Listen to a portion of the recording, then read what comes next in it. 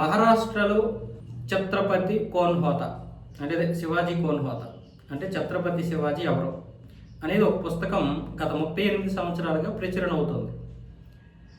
అది 1988లో దీన్ని గోవింద్ పన్సారి అనే వ్యక్తి సిపిఎం నేత, ఈయన దీన్ని రచించాడు.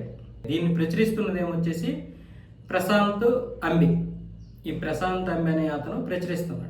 ఇతనికి బెదిరించాడంట శివసేన ఎమ్మెల్యే అయినటువంటి సంజయ్ గైక్వాడ్ నన్ను బెదిరిస్తున్నాడు, చంపేస్తానని, ఎందుకంటే ఈ పుస్తకాన్ని మేము ప్రచురిస్తున్నాము అని.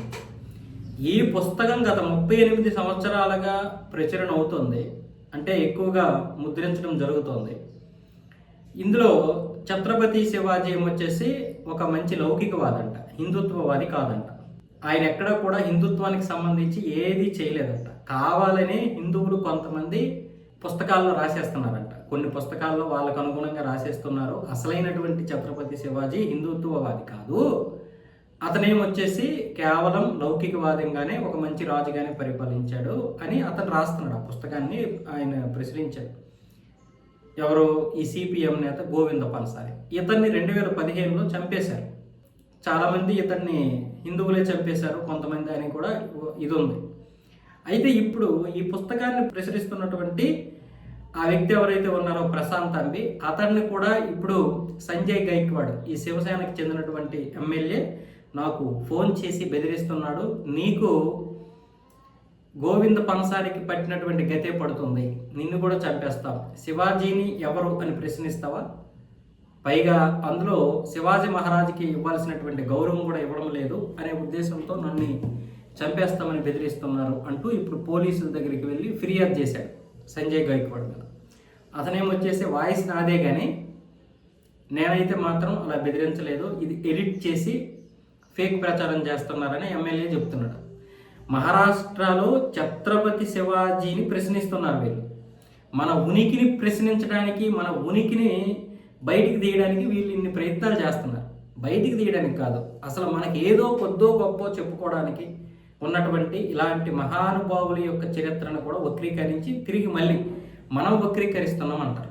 ఇక్కడ ఈ తుగ్లక్ ఎవడు అని ప్రశ్నించకూడదు, ఈ సుల్తాన్ ఎవడు అని ప్రశ్నించకూడదు, ఈ నవాబ్ ఎవడు అని ప్రశ్నించకూడదు, ఈ మహమ్మదీయుడు ఎవడు అని ప్రశ్నించకూడదు, ఈ బాబ్రీ ఎవడు అని ప్రశ్నించకూడదు, అంటే బాబ్రీ ఎవడు అని ప్రశ్నించకూడదు.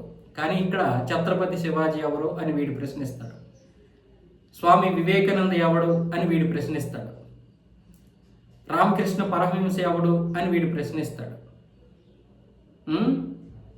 ఇక్కడ అంటే హిందుత్వవాది అని కాదు, వాళ్ళు దేశం కోసం పోరాడినటువంటి వ్యక్తులు, కనీసం వీళ్ళు ఎవరు అని కూడా అనరు, ఎవడు అని అంటారు.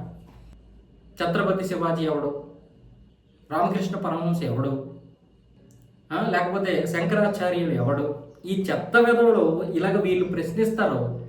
ప్రశ్నించాల్సినటువంటి మూర్ఖుల్ని, వెధవల్ని ప్రశ్నిస్తే మాత్రం వీళ్ళకి ఎక్కడ లేని నొప్పి వచ్చేస్తుంది. ఎవడకు మనకి సంబంధం లేని వాడెవడు, సుల్తాన్ ఎవడు, మహమ్మద్ తుగ్లక్ ఎవడు, బాబర్ ఎవడు, నవాబ్ ఎవడు వీళ్ళందరూ, ఎవరు వీళ్ళంతా, ఈ దేశానికి ఏంటి సంబంధం?